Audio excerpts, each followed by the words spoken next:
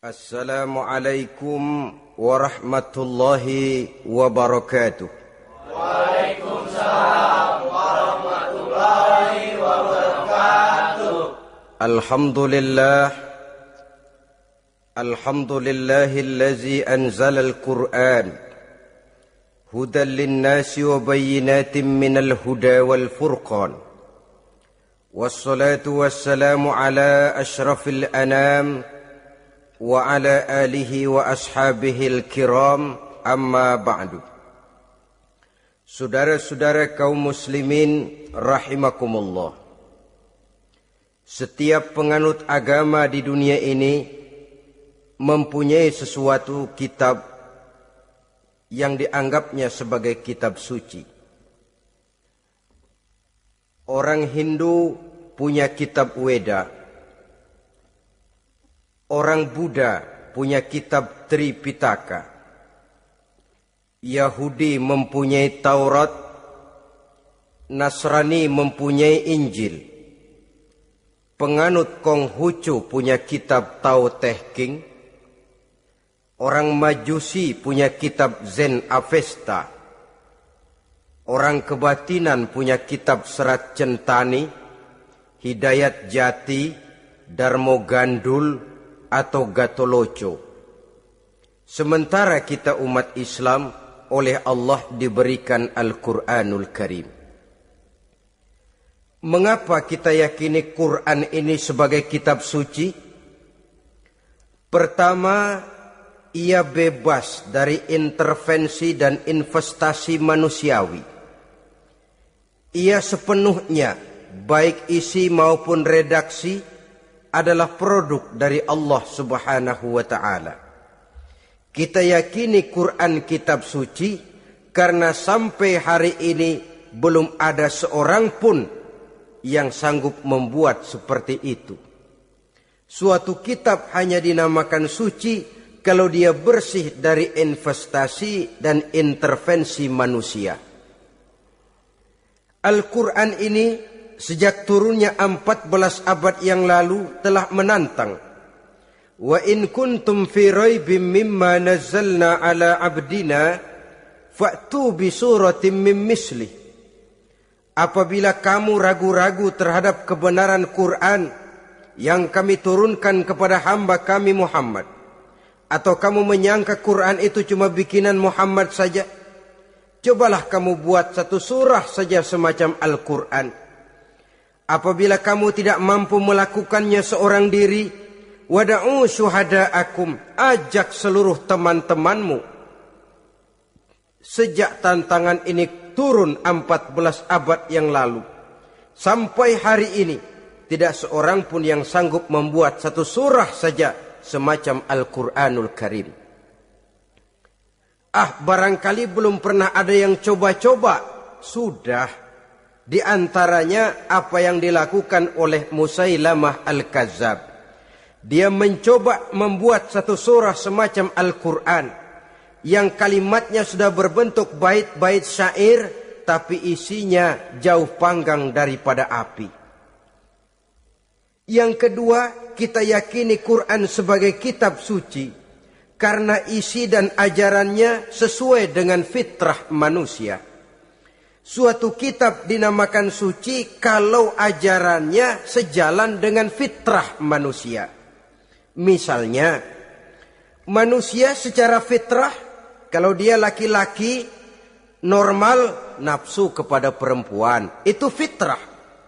Perempuan suka kepada laki-laki, itu fitrah. Kalau ada kitab suci, tapi melarang manusia untuk kawin, kesuciannya perlu diselidiki. Quran kitab suci sejalan dengan fitrah manusia, maka ia menganjurkan manusia yang mampu untuk melangsungkan perkawinan. Contoh lain, secara fitrah manusia perlu makan. Kalau ada kitab suci yang melarang manusia puasa saja siang malam terus menerus, itu kan sama juga nyuruh orang mati. Quran sesuai dengan fitrah manusia. Maka dalam Islam puasa wisol, puasa ngableng apa itu istilahnya, puasa nyambung, Dari pagi sampai sore, sampai malam, sampai pagi lagi puasa terus. Bukan saja tidak boleh, malah haram hukumnya. Kenapa? Itu bertentangan dengan fitrah manusia. Yang ketiga, kita yakini Quran sebagai kitab suci karena isinya tidak kontroversial. Isinya tidak saling bertentangan satu sama lain. Di ayat manapun Quran mengajarkan Allah itu Esa. Satu kali dia berkata haram, dia akan tetap berkata haram. Isinya tidak kontroversial. Sebab kalau ada kitab suci, di satu pihak mengajarkan Tuhan Esa, di lain ayat mengajarkan Tuhan 3, di lain ayat lagi mengajarkan Tuhan 4, kitab kacau namanya. Bagaimana suatu kitab bernama suci kalau isinya kontroversial satu dengan lainnya? Dari 3 kriteria inilah kita yakini Quran sebagai kitab suci. Masalah yang akan kita bicarakan pada pertemuan kita kali ini, bagaimana sikap kita terhadap Al-Quranul Karim sebagai kitab suci. Berangkat dari sebuah hadis di mana Rasulullah sallallahu alaihi wasallam pernah memberikan tawaran. Beliau bersabda, "Man ja'ala al-Qur'ana amamahu qadahu ilal jannah, wa man ja'ala al-Qur'ana khalfahu saqahu ilan nar." Siapa yang menjadikan Quran sebagai imam, maka Quran akan membimbing dia ke dalam surga. Tetapi siapa yang menjadikan Quran sebagai makmum, maka Quran akan mendorong dia ke dalam neraka. Pilihan terserah kita. Siapa yang menjadikan Quran sebagai imam, ditempatkannya Al-Quran di depan, dia ikuti petunjuk dan ajaran Al-Quran, maka Quran akan membimbing dia ke surga. Surga dunia, lebih-lebih lagi surga akhirat. Tetapi sebaliknya, siapa yang menempatkan Quran di belakangnya, dia belakangi Al-Quran, dia belakangi perintah dan ajaran-ajaran Al-Quran, dia perturutkan hawa nafsunya dalam kehidupan ini, maka Quran akan mendorong dia ke dalam neraka. Ya, neraka dunia, lebih-lebih lagi neraka akhirat. Pilihan terserah kita. Saya mau tanya, kira-kira Quran dalam hidup kita jadi imam apa jadi makmum? Imam apa makmum? Kalau Quran jadi imam, artinya kita umat Islam jadi makmum. Resiko dan logika tentu. Makmum harus ngikuti imam. Imam takbir, makmum takbir. Imam ruku, makmum ruku. Imam sujud, makmum sujud. Imam tahiyat, makmum tahiyat. Itu namanya Quran jadi imam, kita jadi makmum. Artinya dalam terjemahannya pada kehidupan, kalau merah kata Quran, merah kita kata. Hijau kata Quran, hijau kita bilang. Ke barat kata Quran, ke barat kita pergi. Ke timur kata Quran, ke timur kita berangkat. Halal kata Quran, halal kata kita. Haram kata Quran, haram kita bilang. Itu Quran imam, kita makmum. Nyatanya kadang-kadang kontras. Nyatanya kadang-kadang paradok. Merah kata Quran, hijau dong kata kita. Halal kata Quran, remeng-remeng kata kita. Ke barat kata Quran, ke timur kita pergi. Dalam praktek kita mau jadi makmum, Quran kita suruh jadi imam. Kita sesuaikan Quran dengan selera kita. Mana-mana ayat yang menguntungkan, mana ayat yang sesuai dengan mau kita, itu yang kita baca kuat-kuat. Itu yang kita canangkan ke tengah masyarakat ramai. Tapi manakala Quran itu bertentangan dengan nafsu kita, bertentangan dengan gaya dan kepribadian kita, kita umpetin itu Quran. Kalau kita cuma umpetin lumayan, kadang-kadang kita tuduh Quran ketinggalan zaman. Kita anggap Quran tidak relevan lagi dengan situasi dan kondisi. Kalau sudah begitu, sudah menyeberang terlalu jauh namanya. Saudara-saudara kaum muslimin rahimakumullah. Inilah makna hadis Nabi yang diriwayatkan dari Imam Ali bin Abi Thalib, bersabda Rasul, "Man qara'al Qur'ana fastazharahu fa ahalla halalahu wa harrama haramahu adkhalahul jannah." Barang siapa yang membaca Al-Quran lalu memperhatikannya, kemudian menghalalkan yang halal dan mengharamkan yang haram, maka Allah akan memasukkan orang itu ke dalam surga, ya surga dunia, ya surga akhirat. Apabila kita renungi hadis ini, maka untuk berimam kepada Al-Quran ada 3 jalan utama yang harus kita laksanakan. Pertama, dari kalimat man qara'al Qur'an, barang siapa yang membaca Al-Quran. Ini artinya siapa yang ingin menjadikan Quran sebagai imam di dalam kehidupan, jalan pertama yang harus ditempuhnya menanamkan kegemaran membaca Al-Quranul Karim. Al-Quran gharibun fima baina qaumin la yaqra'una. Quran akan jadi asing, Quran akan jadi aneh kalau terletak di tengah rumah orang Islam yang tidak suka membaca Al-Quranul Karim.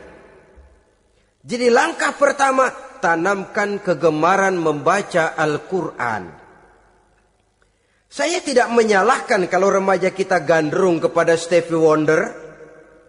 Baik kalau mereka senang kepada suara emasnya Michael Jackson atau suaranya Madonna. Tapi kalau sampai harus mengalahkan kecintaan mereka kepada membaca Al-Quran, ini ironi. Sebagai orang tua, kalau anak-anak kita buta huruf Latin, katanya menghambat pembangunan. Bahkan pemerintah saja menggalakkan bebas 3B itu. Buta aksara diantaranya, supaya rakyat bisa membaca huruf Latin. Kalau anak-anak kita buta huruf Latin, katanya menghambat pembangunan. Bagaimana kalau anak-anak kita buta huruf Quran? Jelas saja menghambat proses kesadaran dan kebangkitan dari dunia Islam itu sendiri. Satu contoh ringan. Dulu sebelum pembangunan merata, listrik belum lagi masuk desa, kampung gelap, rumah pakai lampu minyak. Kalau kita masuk kampung, terasa banyak orang Islam. Kenapa? Di rumah sebelah sana kita dengar anak muda sedang latihan baca rawi. Sebelah sini ibu-ibu sedang selawatan. Di rumah sana remaja sedang baca Quran. Pembangunan maju, listrik masuk desa. Alhamdulillah. Tapi apa yang kemudian terjadi? Proses pergeseran nilai. Setelah listrik masuk desa, radio main kenceng-kencengan, televisi main gede-gedean, baca Quran sudah barang aneh, langka. Tengoklah sekarang kalau kita masuk kampung, ada yang remaja sedang baca Quran, rasanya kok aneh, nggak umum. Sesuatu yang baik malah menjadi nilai-nilai keanehan. Saudara-saudara kaum muslimin rahimakumullah, tanamkan kegemaran membaca. Dalam satu hadis Nabi pesan, nawiru buyutakum bitilawatil Quran. Sinari rumah tanggamu dengan bacaan Quran. Sebab listrik ini cuma bisa menerangi gelap, tapi tidak akan sanggup menerangi hati manusia. Quran produk Allah, dibaca dalam segala keadaan, tepat dan pantas. Lihat saja, orang sedih baca Quran, terhibur. Orang gembira baca Quran, tidak lupa diri. Di rumah mewah ada yang baca Quran, bagus. Di gubuk reot di pinggir kali ada yang baca Quran, cocok. Orang kawin dibacakan Quran, bagus. Orang mati dibacakan Quran, tidak jelek. Dalam segala keadaan, in all season, bahasa kerennya, dia pantas dibaca. Saudara-saudara, bahkan orang sakit gigi pun kalau dengar baca Quran tidak marah. Coba lihat. Dia senang benar lagu Michael Jackson, tapi giliran sakit gigi, coba setelin lagu Michael Jackson kalau nggak mencah-mencah. Kamu gila apa nggak tahu saya lagi sakit gigi, tapi coba bacakan Quran. Dia pasti tidak marah. Begitu besar daya pengaruhnya. Bahkan Abu Jahal sama Abu Lahab pernah rapat. Kata Abu Jahal sama Abu Lahab, Mas Lahab, gini loh mas. Kenapa? Ini saya pikir-pikir salah satu yang menyebabkan kenapa saudara kita banyak ikut ajaran Muhammad. Mereka kalau sudah dengar bacaan Quran terpesona. Jadi kita blokir saja. Caranya gimana? Kasih pengumuman kepada Quraisy, jangan sekali-kali mau dengerin Muhammad baca Quran. Kamu juga jangan. Dan kamu, saya pun begitu. Mari kita janji, tidak mau dengar bacaan Quran. Salaman, pulang ke rumah masing-masing.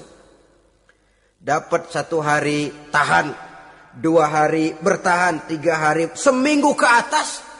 Abu Jahal mulai ada semacam rindu.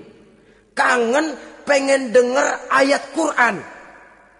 Karena secara pribadi dia mengakui keindahan gaya bahasanya jauh lebih tinggi dari kemampuan penyair Quraisy. Isi ajarannya sangat dalam dan menyentuh segi-segi kehidupan manusia. Gak tahan Abu Jahal kayak dikilikin hatinya. Keluar rumah mindik-mindik, ngumpet-ngumpet. Ngempet di rumah Nabi. Pengen dengar Nabi baca Quran. Rupanya Abu Lahab sama. Pikir Abu Jahal, Abu Lahab gak bakalan keluar. Abu Lahab berpikir, Jahal pasti di rumah. Dua-duanya bareng berangkat ke rumah Nabi. Cuma yang satu dari sebelah barat, yang satu dari sebelah timur. Ngempet, ketemu di sudut, sama-sama kaget. Jahal, loh kamu Lahab? Iya, kamu ngapain? Lah kamu ngapain? Akhirnya sama-sama malu. Sama-sama tidak bisa menahan diri. Akhirnya sama-sama ngakuin. Bagaimanapun kita harus akui bahwa Al-Quran ini mengandung daya pesona yang sangat luar biasa. Itu dari segi bacaan. Belum lagi dari segi ajaran. Belum lagi dari segi isi. Tanamkan kegemaran membaca Al-Quran. Sampai-sampai Nabi katakan, Innallazi laisa fi jawfihi syai'um minal Quran kal baitil kharib. Orang yang dari tenggorokannya belum pernah keluar ayat Quran barang sepotong pun, belum pernah ngaji barang seayat pun, itu orang kata Nabi kal baitil kharib, kayak rumah kosong. Rumah kan kalau kosong biar bagus, mewah, besar, perabotannya lengkap. Kalau kosong angker. Setan kuntilanak memedi betah benar di situ. Saudara-saudara kaum muslimin rahimakumullah. Dalam satu percontohan Nabi mengatakan begini. Masalul mu'minil lazi yaqra'ul Qur'an kamasalil utrujah. Rihuha thayyibun wa ta'muha thayyibun. Orang mukmin yang suka membaca Quran adalah ibarat buah utrujah. Baunya wangi, rasanya lezat. Kira-kira kalau di negeri kita buah apa utrujah itu? Semacam jeruk yang manis lah. Sudah baunya wangi, rasanya enak. Itu buah itu. Orang mukmin yang suka baca Quran kayak buah itu. Baunya wangi, rasanya enak. Artinya syiarnya hidup, isinya memang orang mukmin. Sebaliknya, wa masalul mu'minil lazi la yaqra'ul Qur'an kamasalit tamrah la riha laha wa ta'muha hulwun. Orang mukmin yang tidak suka baca Quran kayak korma. Rasanya emang manis, cuman kagak ada baunya. Artinya apa? Syiarnya kurang. Kalau orang belum tapi kenal kan kagak mau makan kurma. Kenapa? Nggak ada baunya. Daya tariknya kurang walaupun rasanya enak. Kalau daya tariknya nggak ada, kan nggak ada iklannya, tidak ada syiarnya. Itu orang mukmin yang tidak suka membaca Quran. Ibarat buah, nggak ada baunya walaupun rasanya enak. Orang kurang tergerak, kurang syiar, kurang daya tarik. Sebaliknya, wa masalul munafiq allazi yaqra'ul Qur'an kamasalir raihanah rihuha thayyibun wa ta'muha murrun. Orang munafik yang suka baca Quran seperti buah raihanah. Apa itu? Baunya wangi, rasanya pahit. Orang munafik baca Quran kayak buah itu. Baunya sih enak, cuman rasanya pahit. Ya munafik baca Quran. Syiarnya sih lumayan, daya tariknya hebat, isinya munafik. Nah, paling jelek orang munafik yang gak suka baca Quran. Wa masalul munafiqil lazi la yaqra'ul Qur'an kama salil hanzalah laisa laha rihun wa ta'muha murrun. Orang munafik yang tidak suka baca Quran seperti buah hanzalah, sudah enggak ada baunya, rasanya pahit lagi. Kalau buah pacek kali. Udah baunya kagak ada, kalau dimakan bikin orang celeng. Saudara-saudara kaum muslimin rahimakumullah, tanamkan kegemaran membaca Al-Quran. Karena membaca Al-Quran merupakan ibadah yang besar. Bahkan kata Nabi, afdalu ibadati abdi qiraatul Quran. Nilai ibadah yang paling baik dari hambaku adalah ibadah membaca Al-Quran. Dalam solat pahalanya lebih besar di luar solat daripada di luar solat. Dengan wudu pahalanya lebih besar daripada tanpa wudu. Mengerti pahalanya lebih besar daripada tidak mengerti. Tapi tidak mengerti pun jangankan membaca, mendengar saja orang baca Quran dengan baik sudah didoakan untuk mendapat rahmat. Berpahala mendengar bacaan Al-Quran walaupun tidak mengerti. Apalagi membaca sendiri, apalagi mengerti apa yang kita baca, tentu pahala itu akan jauh lebih besar. Ini yang pertama, tanamkan kegemaran membaca Al-Quranul Karim. Yang kedua, dalam hadis tadi, fastazharohu, man qara'al Qur'ana fastazharohu. Siapa yang membaca Al-Quran kemudian memperhatikannya. Jadi kalau kita mau berimam kepada Al-Quran, setelah menanamkan kegemaran membaca, yang kedua, perhatikan. Pahami isinya. Jangan seperti monyet pakai mahkota, ketawa girang, cengengesan, tapi dia tidak tahu arti kebesaran mahkota yang disandangnya itu. Bangga dengan Al-Quran, tapi apa kandungannya kita tidak mengerti. Untuk memahami Al-Quran ini, caranya bagaimana? Tentu mudah saja. Seperti contoh, kalau kita ingin mengerti caranya bikin tahu, jangan bertanya kepada montir mobil. Montir mobil ahli betul urusan mesin. Tapi kalau urusan tahu, tanya dong tukang tahu. Untuk mengerti rahasia dan seluk-beluk Al-Quran, kita harus bertanya kepada orang yang memahami seluk-beluk Al-Quran. Para ulama, para kiai, para ustadz. Yang kita tahu kualitas keilmuannya, kita yakini loyalitas dan integritasnya kepada Islam ini. Kenapa? Ayat-ayat Quran itu elastis. Dia dibawa kemana saja mau. Ditafsirkan menurut kemauan orang bisa. Paling celaka kalau yang belajar tidak punya dasar, yang mengajar punya maksud lain. Sesat dan menyesatkan. Yang ngajar punya nafsu ambisi. Yang belajar tikus budeg. Yang memang tidak punya dasar apa-apa. Sekali belajar langsung tafsir. Cara wudhu yang baik saja belum ngerti. Cara ruku dan sujud yang baik saja belum bisa. Yang membatalkan sholat apa ndak bisa, ndak ngerti. Sekali langsung. Ndak, supaya kita langsung saja belajar langsung Al-Quranul Karim. Tidak jelek. Cuma akan lebih baik kalau sebelumnya ada unsur penunjang dari nilai-nilai keilmuan dalam Islam ini. Disinilah perlunya menghidupkan majelis-majelis taklim.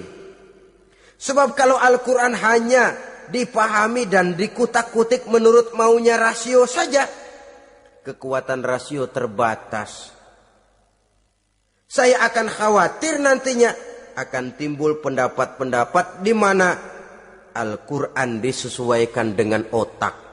Bukan otak ngikuti Quran, tapi Quran disuruh ngikuti otak. Contoh yang dekat saja, kalau saudara ngukur kayu pakai meteran, itu kira-kira meteran ikut kayu apa kayu ikut meteran? Ayo, kira-kira kayu ikut meteran apa meteran ikut kayu? Meteran ikut kayu. Bagus. Kalau meteran ikut kayu, artinya nggak ada meteran benar di dunia ini. Kayunya kependekan, meterannya dipotong. Kan begitu toh? Meteran ikut kayu namanya. Bukan meteran ikut kayu, tapi kayu yang harus ikut meteran. Otak harus ikut wahyu. Jangan wahyu disuruh ikut otak. Manusia ikut Quran, jangan Quran disuruh ikut manusia. Dan kaum orientalis, ya, orang barat di luar Islam yang mendalami, mempelajari Islam dengan tujuan mencari kelemahan Islam untuk menghantam umat Islam. Itu sengaja mencari ayat-ayat yang mereka kumpulkan untuk menghantam umat Islam. Supaya mereka meragukan Qur'annya untuk kemudian pada suatu saat meninggalkan Qur'an sama sekali. Timbullah pendapat ada ayat Quran yang sudah tidak sesuai lagi katanya dengan situasi dan kondisi. Seolah-olah otak manusia sudah jauh lebih pintar daripada Al-Quranul Karim. Saudara-saudara kaum muslimin rahimakumullah. Inilah yang kita berlindung dari Allah. Sebab secara demikian dengan kata lain kita secara tidak sadar sudah mengurangi kemahamutlakan dan kesempurnaan dari Allah Subhanahu wa taala. Untuk memahami Al-Qur'an maka kita harus bertanya kepada ahlinya, mengaji, menghidupkan majelis-majelis taklim. Jangan sampai Al-Qur'an menjadi awam di tengah masyarakat Islam sendiri. Ini jalan yang kedua, memahami isinya. Sehingga dengan demikian, manakala Al-Quran dibacakan orang, pemikiran kita tidak lagi terpusat kepada kemerduan suara orang yang membaca, tapi tertuju kepada isi yang dikandungnya. Sehingga dalam kondisi semacam itu, boleh jadi tiap kali dibacakan Al-Quran, nilai iman makin tambah. Kita dengar orang baca, Alam taro kaifa fa'ala rabbuka bi ashabil fil. Terbayang oleh kita bagaimana Raja Abrahat dengan pasukannya mau menghancurkan Ka'bah. Bagi Allah cukup menurunkan burung ababil. Hancur lebur Abrahat, raja besar dengan seluruh pasukan gajahnya. Berantakan dibuatnya cuma dengan burung ababil. Allah maha besar, Allah maha kuasa. Tambah iman. Kalau tidak, ya seperti yang banyak terjadi. Quran menceritakan azab, kita malah kesenangan. Walakum azabun alim. Kamu akan mendapat azab yang pedih. Kita teriak di pojokan, toyib, toyib. Allah, alhamdulillah. Digambarkan azab malah baik-baik. Bahwa kita suka, kita gemar kepada bacaan Quran dengan suara yang merdu, alhamdulillah. Akan lebih baik lagi kalau kita mengerti apa yang dibacanya. Sebab perintah membaca tersirat makna perintah untuk memahami. Perintah memahami tersirat makna untuk mengamalkan. Dengan kata lain, kita hanya bisa mengamalkan Quran dengan baik kalau kita mengerti isinya. Kita hanya bisa mengerti isinya kalau kita rajin membacanya. Baik membaca yang tersirat, baik membaca yang tersurat dengan petunjuk para alim ulama, para kiai, dan orang-orang yang ahli di bidang itu. Saudara-saudara kaum muslimin rahimakumullah. Inilah jalan kedua. Upayakan memahami isinya.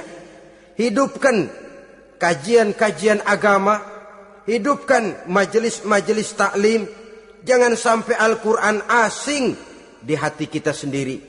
Jangan sampai kita awam terhadap makna kandungan dan ajaran Al-Quran. Sementara kita yakini bahwa dialah yang akan bisa membimbing kita menuju kebahagiaan sejak dari dunia sampai ke akhirat nanti. Jalan ketiga untuk berimam kepada Al-Quran, setelah menanamkan kegemaran membaca, lalu berupaya memahami isinya, yang ketiga adalah mengamalkannya dalam kehidupan sesuai dengan kemampuan yang kita miliki. Quran tidak akan membawa berkah Kalau ajaran yang terkandung di dalamnya kita baca, tapi kemudian kita injak-injak dalam praktek kehidupan. Quran mengatakan riba haram, tapi praktek kita dalam hidup malah senang betul kepada riba. Quran mengajarkan jagalah kesatuan persatuan dan ukhuwah Islamiyah. Praktek yang kita lakukan malah centang perenang, malah saling bertolak belakang, malah kadang menjegal kawan seiring, menggunting dalam lipatan, ramai kita dengan kita.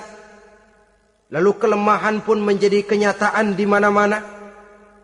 Quran sekali lagi tidak akan membawa berkah kalau yang kita baca kita injak-injak.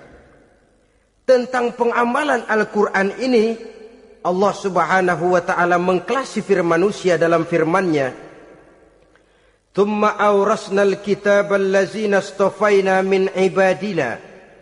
Kemudian kami wariskan Al-Quran ini kepada hamba-hamba kami yang kami pilih. Ya Allah, coba saja kita lihat ayat ini. Quran kitab pilihan, diberikan kepada umat pilihan, yaitu kita-kita ini. Lalu bagaimana umat pilihan ini setelah menerima Al-Quran? Terbagi dalam 3 kelompok besar. Pertama, kata Allah, "Faminhum zalimun li nafsihi." Di antara mereka ada yang setelah menerima Al-Quran kemudian zalim kepada dirinya sendiri. Artinya hanya mulutnya saja yang menerima Al-Quran, tapi perbuatannya menginjak-injak Al-Quran. Orang semacam ini tidak zalim kepada Allah, tidak zalim kepada Rasulullah, tetapi orang semacam ini zalim kepada dirinya sendiri. Dia terima Quran dengan mulutnya, tapi dia injak-injak Quran dengan perbuatannya. Na'udzubillah summa na'udzubillah. Kelompok yang kedua, faminhum muqtasid. Di antara mereka ada yang setelah menerima Al-Quran lalu muqtasid. Muqtasid ini 50-50. Ngambil jalan tengah. Ajaran Quran dipakai, ajaran setan dikerjain. Artinya juga perintah Quran oke, larangan Quran ho-oh. Saudara-saudara, malaikat bingung bagaimana montennya nih anak ini. Perintah Quran dikerjain, larangan Quran juga dikerjain. Ini muqtasid. Nah, yang ideal adalah golongan yang ketiga, kata Allah, wa minhum sabiqun bil khairati biiznillah. Di antara mereka ada lagi yang setelah menerima Al-Quran lalu berlomba-lomba melaksanakannya, berlomba-lomba mengamalkan kebaikan, dan itu hanya bisa terjadi biiznillah, dengan izin dari Allah. Hidayah, saudara-saudara. Berapa banyak orang yang mengerti Quran tapi hidupnya jauh dari cahaya Quran. Berapa banyak orang yang ahli Quran tapi cahaya Quran tidak menerangi kehidupannya. Berapa banyak orang yang ahli hukum tapi bikin bingung masyarakat dengan fatwanya. Saudara-saudara kaum muslimin, kenapa bisa terjadi? Itu tidak ada hidayah, tidak biiznillah, tidak ada izin dari Allah. Maka bisa membaca Quran, alhamdulillah. Bisa memahaminya, kita bersyukur kehadirat Allah. Lebih penting dari itu, kita mohon hidayah agar bisa mengamalkannya sesuai dengan kemampuan kita. Saudara-saudara kaum muslimin rahimakumullah. Mana yang lebih banyak di zaman kita sekarang ini? Kita bisa analisa. Ada yang menerima Quran hanya dengan mulutnya saja. Kalau ditanya, Tuhanmu siapa? Allah. Kiblatmu mana? Ka'bah. Saudaramu siapa? Umat Islam. Kitab sucimu apa? Quran. Kamu bisa baca? Enggak. Ya, kalau cuma enggak bisa baca, barangkali kadang-kadang Quran saja pun tidak punya. Ini yang ironi, ini yang menyedihkan. Saudara-saudara kaum muslimin rahimakumullah. Tanpa melaksanakan konsepsi Al-Quran di dalam kehidupan, maka kesenangan kita membacanya, pengertian kita tentang Al-Quran barangkali tidak akan bisa berbuat terlalu banyak di dalam kehidupan. Maka sekarang ini sudah ada terjemahan Quran dalam bahasa Indonesia, dalam bahasa daerah, dalam bahasa Inggris, Belanda, bahkan Jerman, yang masih harus terus dan selalu ditingkatkan terjemahan Quran di dalam kehidupan. Dengan kata lain, kita umat Islam menunggal dengan Quran kita. Jangan cuma jadi kebanggaan Islam tinggi, tidak ada yang lebih tinggi dari Islam. Quran kitab suci, tidak ada yang bisa menandinginya. Qurannya, tapi umatnya. Kadang-kadang kita ini jauh panggang daripada api. Kita bersyukur musabaqah tilawatil Quran dihidupkan dengan biaya bermiliar rupiah. Sejak dari tingkat kelurahan, kecamatan, wali kota, provinsi, sampai kepada tingkat nasional. Untuk menanamkan kegemaran membaca Quran. Setelah itu hendaknya diadakan peningkatan dengan upaya memahaminya. Sehingga pada suatu saat boleh kita adakan musabaqah pengamalan Quran. Hadiahnya sudah langsung dari Allah sendiri. Ini yang kita perlu berlomba. Berlomba mengamalkan ajaran Quran. Sabiqun bil khairat. Berlomba mengamalkan ajaran-ajaran Al-Quranul Karim. Nah, oleh karena Al-Quran ini dalam bentuknya yang umum kadang-kadang hanya menjelaskan satu persoalan secara global, kita memerlukan tuntunan sunnah dari Rasulullah Shallallahu Alaihi Wasallam. Umpamanya, Quran hanya mengajarkan aqimis sholat, dirikan sholat. Caranya bagaimana? Tidak ada cara sholat dalam Quran. Dari mana kita tahu cara sholat? Dari sunnah. Itu sebabnya selain Al-Quran sebagai sumber utama, kita memerlukan sunnah. Bahwa sholat pakai takbiratul ihram di Quran tidak ada. Bahwa sholat pakai tahiyat dalam Quran tidak ada. Jadi kalau orang cuma Quran saja, tidak ada sunnah itu, ya bagaimana kita bisa sholat? Quran cuma mengatakan wa atimul hajja wal umrata lillah, laksanakan haji dan umrah karena Allah. Bagaimana manasik haji? Bagaimana cara sa'i? Bagaimana cara wukuf? Bagaimana cara melontar? Tidak ada dalam Quran. Yang memuat itu tidak lain sunnah. Untuk memahami Quran dan sunnah ini, kita memerlukan orang yang menguasai Quran dan sunnah. Oleh karena itu kita perlu petunjuk kepada para ulama. Itu sebabnya Quran sendiri mengatakan, wa in tanaza'tum fi syai'in farudduhu ilallahi wa rasulih. Apabila kamu berbeda pendapat tentang suatu persoalan, kembalikan kepada Allah dan Rasulnya. Kembalikan kepada Allah artinya kembalikan kepada Quran. Kembalikan kepada Rasul maksudnya kembalikan kepada sunnah. Siapa yang mengerti Quran dan sunnah? Para ulama yang kualitas ilmunya kita yakini, loyalitas dan kredibilitas serta integritas keislamannya bisa menjadi panutan. Saudara-saudara kaum muslimin rahimakumullah. Dengan demikian, kalau orang berkata langsung saja memahami Quran, sekarang kan sudah banyak terjemahannya, tidak usah lewat ulama-ulamaan. Saya tidak mencela, cuma agak mengkhawatirkan. Kalau dia memahami Quran cuma sekedar lewat terjemahannya saja, sangat mungkin jadi dia bisa salah paham. Kita memerlukan bantuan sunnah, kita memerlukan petunjuk para ulama yang menguasai di bidang itu. Kembalikan kepada Quran dan sunnah, artinya bertanya kepada orang yang memahami Quran dan sunnah. Loh, dengan begitu kan akan terjadi perbedaan pendapat. Perbedaan pendapat sesuatu yang halal sepanjang tidak menyebabkan kita berpecah belah. Halal berbeda pendapat. Asal diletakkan pada proporsinya. Apalagi kalau perbedaan pendapat itu cuma masalah teknis, bukan masalah prinsip. Kenapa tidak pulang saja kepada tuntunan Quran? Lana a'maluna walakum a'malukum. Kami akan mengamalkan amalan yang kami yakini benarnya. saudara persilahkan mengamalkan amalan yang saudara yakini benarnya. Sama-sama punya alasan, sama-sama punya dalil. Tidak usah saling menyalahkan. Tidak usah saling mengklaim, merasa yang paling benar, orang lain salah semua. Kemukakan argumen, jangan sentimen. Harus dengan semangat mencari kebenaran, bukan untuk mencapai kemenangan. Kalau sentimen lebih penting dari argumen, kalau kemenangan lebih diutamakan dari mencari kebenaran, yang berlaku kadang-kadang gengsi. Kalau sudah gengsi, yang bicara emosi. Kalau sudah emosi, istilah kita di kampung, ngambek. Gedean ilmunya sama ambeknya.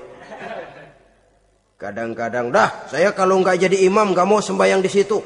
Kalau nggak jadi imam, orang lain dianggapnya kagak sah sembahyangnya.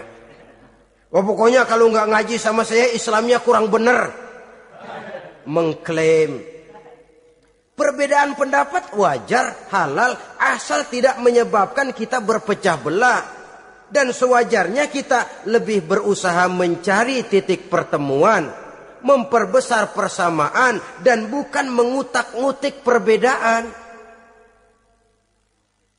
Kadang-kadang inilah penyakit kita nih. Satu kunut, satu tidak sembahyang subuhnya. Bisa RT. Satu usoli, satu tidak, bisa RW. Satu azan sekali Jumatan, satu dua kali, bikin masjid lagi. Kenapa bukan persamaannya yang dicari? Kenapa justru perbedaannya yang diperbesar? Yang masalah macam ini sampai kiamat tidak pernah selesai. Kan lebih baik kalau kita ditanya orang, Pak, sholat subuh itu pakai kunut apa tidak sih? Kalau saya pakai. Kalau yang tidak pakai kunut bagaimana Pak? Betul, kata yang tidak pakai. Jadi yang pakai kunut betul, betul karena saya pakai kunut. Yang tidak juga betul, betul kata yang tidak pakai. Kalau yang kunut betul, yang tidak kunut betul, lalu yang salah yang mana Pak? Yang salah yang subuh nggak sembahyang. Lebih objektif, proyek garapannya ada, umat tidak berpecah belah. Ini yang konyol, kadang-kadang khutbah Jumat pakai membongkar khilafiyah. Menghantam tahlil, menghantam kunut. Selesai sembahyang Jumat, apa yang terjadi? Umat resah, masyarakat gelisah, polemik timbul, masalah tidak terselesaikan. Orang jadi khotib itu raja dalam mimbar Jumat. Siapa yang mau bantah dia? Kalau memang mau buka itu persoalan khilafiyah, buka dalam forum khusus. Adakan pengajian, jelaskan masalahnya secara luas, mendasar. Jangan mengklaim dan memponis. Berikan kebebasan kepada umat untuk menilai. Masalahnya selesai, yang tidak puas bisa bertanya. Saudara-saudara,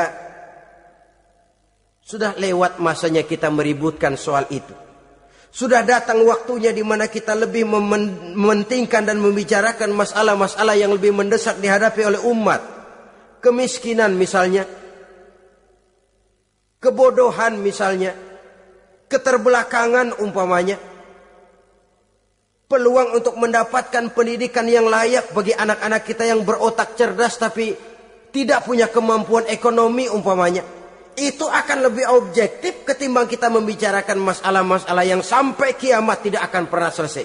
Yang hanya akan menyebabkan kita menjadi lemah, persatuan koyak, solidaritas sosial lalu menurun, saling curiga menjadi tumbuh karenanya, dan pada akhirnya kita tidak akan pernah bisa berbuat banyak. Untung kalau tidak menjadi tertawaan bagi orang yang berdiri di luar pagar. Saudara-saudara kaum muslimin rahimakumullah. Sekali lagi, Al-Quran tidak akan membawa berkah kalau yang kita baca kita injak-injak.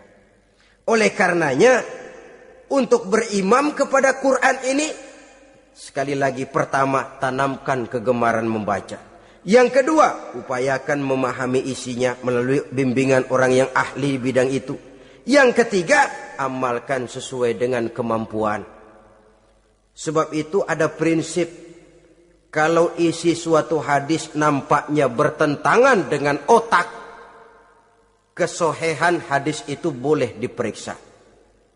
Tapi kalau ayat Quran nampaknya bertentangan dengan otak, otaknya yang harus diperiksa. Jangan Qurannya lalu disesuaikan dengan otak. Sebab kalau kita sudah berani berteori, ada ayat Quran yang tidak sesuai dengan keadaan. Ayat yang mana? Yang ini. Tahun depan tambah lagi. Tahun depan tambah lagi. Makin lama makin habis Al-Quran itu. Yang perlu diperbarui cara kita memahami Quran. Bukan dengan mengemukakan teori ayat Quran kehilangan relevansi. Cara kita memahami barangkali yang kurang relevan. Dalam situasi, dalam konteksnya dengan situasi dan kondisi. Jangan lupa, Al-Quran ini kan untuk semua umur. Dia bisa dipahami secara filosofis, dia bisa dipahami dengan kacamata orang awam. Tingkat kemampuan berpikir orang tidak semuanya sama.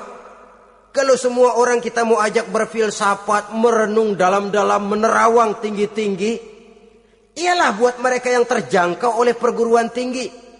Tapi buat saudara-saudara kita, pedagang-pedagang kecil, petani di desa-desa terpencil, remaja-remaja yang jauh dari sentuhan teknologi canggih, sanggupkah mereka berpikir filosofis? Sementara mereka merupakan bagian terbesar dari kondisi umat ini. Saudara-saudara kaum muslimin, oleh karenanya ditentang membaca, memahami dan mengamalkan. Rasulullah Shallallahu Alaihi Wasallam pernah memberikan sugesti. Beliau bersabda, "In aradtum aisas su'ada," apabila kamu menginginkan kehidupan yang bahagia, hidup seperti hidupnya orang-orang yang bahagia, dan tentu ini keinginan kita semua. Wa mautas syuhada, dan menginginkan mati sebagai matinya para syuhada, para pahlawan pembela agama, orang yang mati syahid. Wah, ini sudah tidak duanya ini. Hidup mulia, mati syahid. Dapat dua-duanya. Wan najata yaumal hasyri, dan ingin mendapat keselamatan pada hari hasyar, hari pengumpulan manusia di padang mahsyar. Wa zilla yaumal harri, dan mendapat perlindungan dari Allah pada hari yang sangat panas. Wal huda minad dhalalah, dan mendapat petunjuk dari kesesatan. Nah, ini keinginan semua orang. Kan yang kita cari apa sih? Hidup bahagia. Biar ndak kaya asal bahagia, sudah enak. Lalu apalagi? Matinya sebagai syahid. Kemudian di hari pengumpulan nanti mendapat keselamatan. Lalu pada saat orang lain kepanasan kita mendapat perlindungan. Kemudian orang lain kebingungan kita mendapat petunjuk. Kalau ini yang diinginkan kata Nabi, resepnya fa'adimu qiraatal Quran, maka lazimkan, biasakan olehmu membaca Quran. Tidak ada terlambat. Idealnya memang dari kecil, sebab lidah kalau sudah kaku berat. Disuruh baca innallaha laghaniyun hamid, lidahnya berat. Innallaha lampuniyun hamid, lampuniyun. Laghaniyun jadi lampuniyun. Lidah itu kalau sudah berat ya memang berat. Disuruh baca ya bani Israel, lidahnya berat. Ya bini Siroil gitu. Jadi ya bini Siroil. Saudara-saudara, idealnya memang dibiasakan dari kecil supaya lidah itu ringan. Kalau tidak ada istilah terlambat. Saya malu pak belajar alif-alifan udah gede. Ya jangan alif-alifan, alif beneran. Alif-alifan kapan bisanya? Alif beneran yang dipelajari. Tidak ada istilah terlambat, tidak ada istilah malu untuk belajar Al-Quran ini. Saudara-saudara kaum muslimin rahimakumullah. Ini sugesti untuk menanamkan kegemaran membaca. Lalu sugesti untuk memahaminya. Tentu banyak ayat, banyak hadis. Mengapa tidak di antara kamu sekelompok orang yang berangkat untuk memperdalam, memahami agama? Falaula nafaro min kulli firqatin minhum ta'ifatun liyatafaqahu fid din. Di tengah kelompok orang yang berangkat belajar teknologi canggih, di tengah grup orang yang mendalami ekonomi, di tengah kelompok orang yang membidangi hukum, di tengah kelompok orang yang sibuk meneliti ilmu-ilmu kedokteran, mengapa tidak ada kelompok orang yang secara takhasus liyatafaqahu fid din, mendalami agama ini, mendalami Quran ini, harus ada. Lalu sugesti untuk mengamalkan Al-Quran kelihatan dari peringatan Allah yang kita bisa temukan pada surah Toha ayat 124 sampai dengan 127. Wa man a'rada an zikri, barang siapa yang berpaling dari peringatanku, kata Allah, barang siapa yang berpaling dari Al-Quran ini, dia terima Al-Quran, dia imani Quran, tapi dia berpaling dari ajarannya, dia injak-injak apa yang seharusnya dia amalkan, dia perturutkan hawa nafsunya, maka kata Allah, fa inna lahu ma'isyatan dhanka, dia akan diberikan satu penghidupan yang sempit. Inna lillahi wa inna ilaihi raji'un. Diberikan hidup yang sempit. Kalau hidup sudah terasa sempit, bagaimanapun luasnya rumah, sempit. Kalau hidup sudah terasa sempit, bagaimanapun banyaknya harta, sumpek. Kalau sudah hidup ini terasa sempit, bagaimanapun luasnya pergaulan, tidak ada tempat kita bertanya, melarikan persoalan, membagi rasa. Siapa yang berpaling dari Quran, dia akan diberikan penghidupan yang sempit. Bukan dagangnya tidak untung, bukan kerjanya tidak digaji, tapi kesempitan hati lebih bahaya loh dari kesempitan ekonomi. Itu di dunia. Di akhirat, wa nahsyuruhu yaumal qiyamati a'ma. Di akhirat nanti dia akan dikumpulkan oleh Allah dalam keadaan buta. Ya Allah, ya Rasul. Padahal ke akhirat kita baru tumben. Sekali ke akhirat buta. Masya Allah. Di tempat kita lahir saja, kalau tadinya kita melihat, tahu-tahu menjadi buta, kita bingung. Padahal jalan sudah pernah kita lihat, arah sudah pernah kita tahu. Bagaimana di padang mahsyar nanti? Kemana jalan yang akan ditempuh? Kepada siapa kita hendak bertanya? Mana teman, mana istri, mana anak? Buta pula kita. Satu kesengsaraan yang merupakan puncak kesengsaraan. Dikala itu orang yang semacam tadi protes. Rabbi, lima hasyartani a'ma wa qad kuntu basira. Wahai Allah, kenapa hari ini saya dikumpulkan dalam keadaan buta? Padahal ketika di dunia dulu saya melihat, saya menyaksikan gunung yang menjulang tinggi ke angkasa. Saya melihat lautan yang luas terhampar biru membentang. Saya saksikan tanah sawah luas menguning. Saya saksikan keindahan alam. Di dunia saya melihat Allah. Kenapa sekarang saya dikumpulkan dalam keadaan begini? Protes dia, tidak terima dia. Allah jawab, kadzalika atatka ayatuna fanasitaha. Kata Allah, begitulah memang. Dahulunya waktu di dunia telah datang ayat-ayat kami kepadamu, telah turun Al-Quran, telah datang agama, fanasitaha, tapi kamu lupakan dia, kamu lupakan Quran, kamu lupakan Islam. Datang ayat, turun Quran, turun agama, kamu belaga pilon, kamu belaga enggak tahu. Wa kadzalikal yauma tunsa, maka hari ini pun begitulah kamu dilupakan. Sebagaimana dulu waktu di dunia, kamu telah melupakan ayat-ayatku, melupakan kitabku, melupakan ajaran-ajaranku. Hari ini kamu pun dilupakan. Seolah-olah Tuhan cuma enggak bilang, mereka protes, Tuhan, kenapa saya buta padahal di dunia saya ngelihat. Kata Tuhan, kalau bahasa kita, lu rasain. Lu sih, kenapa dulu di dunia? Pura-pura enggak lihat. Kenapa waktu di dunia? Pura-pura enggak tahu. Kenapa waktu di dunia? Kamu lupakan Quran. Maka hari ini pun engkau kami lupakan. Wa kadzalikal yauma tunsa. Wa kadzalika najzi man asrafa walam yu'min bi ayati rabbih wal azabul akhirati asaddu wa abqa. Demikianlah kami membalas orang yang berlebih-lebihan, orang yang melampaui batas dan tidak mau beriman kepada ayat-ayat Tuhannya, dan sungguh siksa akhirat itu lebih dahsyat dan lebih kekal. Siksa dunia mungkin kelaparan, kekurangan ekonomi, kekurangan pakaian, tapi berapa hari paling lama seumur manusia? 70 tahun umur kita, ya paling lama begitulah. Tapi siksa akhirat, kesengsaraan akhirat, kesengsaraan neraka, asyaddu wa abqa, lebih dahsyat dan lebih kekal.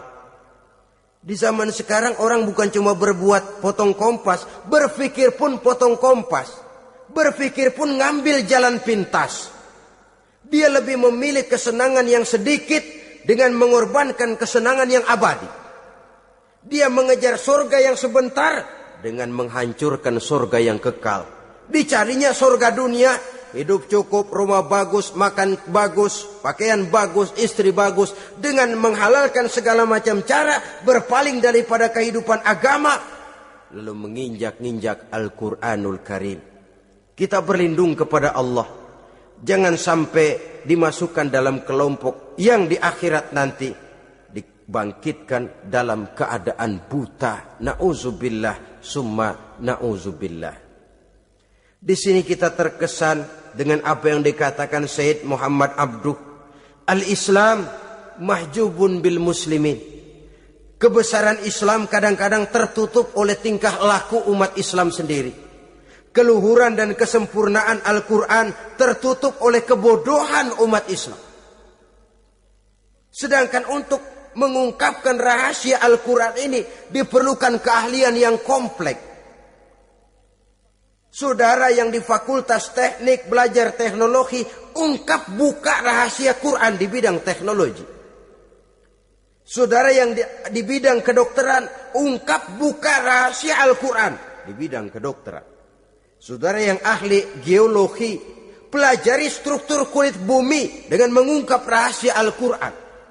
Sehingga pengkajian kita tentang teknologi, pengkajian kita tentang angkasa luar, pengkajian kita tentang anatomi manusia akan berakhir kepada subhanaka ma khalaqta hadza batila. Ya Allah, tidak satu pun yang Engkau ciptakan ini sia-sia.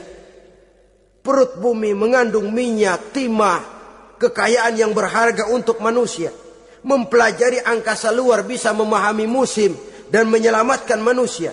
Mempelajari rimba belantara, teknologi canggih, akhirnya akan memperkuat nilai-nilai iman.